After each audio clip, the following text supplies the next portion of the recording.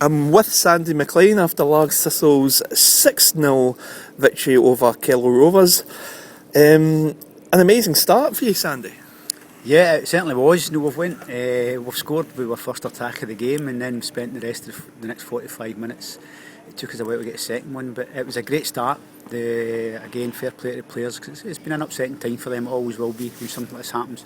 But the response today was nothing short of incredible. One of the things I thought was quite significant was that between midfield and attack there was quite a lot of good linkage. No, listen. There's a lot of young men out there, and there'll be things that that the previous managers taught them, and there'll be new ideas that I'll come in with, and it'll build their knowledge up. So I'm hoping that you're right, that will get better. That certainly. We've not lost any goals. We've scored 6, so middle to front we were good, but equally middle to back we were good. And the goals were kind of shared out as well. Yeah, it was a strange day, because we've scored 6 and really we could have had another 6. It was one of those days. But they played really well. One or two wee things creeping into the games that goes on, but you kind of expect that, particularly as I say they're so young. But no, it was good today, really good. In terms of the actual.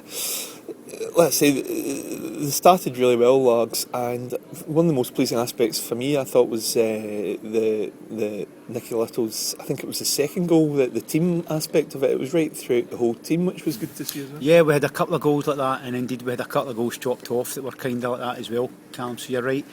You've got to get that balance right. You've got to get the balance of playing the ball and taking your time, but equally when you see the forward passes or the grass opens up in front of you, you get yourself into that. So no, that was good. There was a lot of good attacking play. Sometimes when you take your time at the back, the fans get a bit impatient, but I think on the whole they realise what was coming at the end of that. So, and the more we do that and the more that happens, then I'm sure the fans will be right behind it. In terms of looking at the situation in the league, listening to some of the results today, do you still think the third place playoff is a realistic possibility?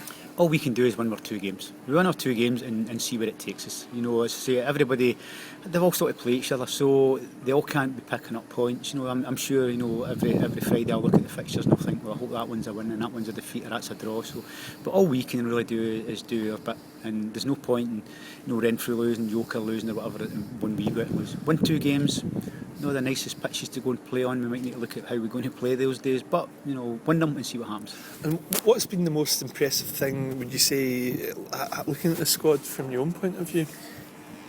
Looking at the point, I'm going to say to them after the game today, the most impressive thing, they were very, very impressive. Wednesday night they were great, today they were great, but looking at that I see a whole lot of faults in the game today, and you're thinking it's faults that, given, working together, that'll get better, and that's the exciting thing, is that that will get better.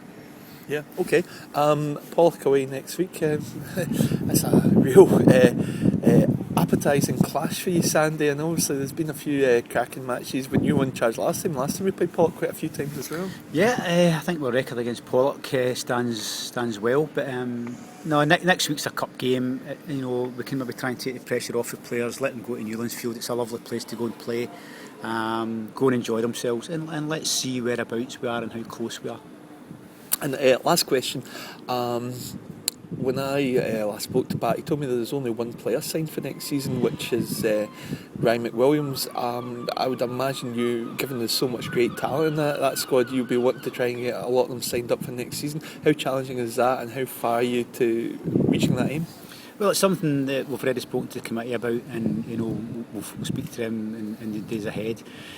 It's up to the players now. The players, I asked them to have a wee look around the dressing room today and see how talented that group is. And hopefully, but what happens when a manager goes that people think they can come and steal your players.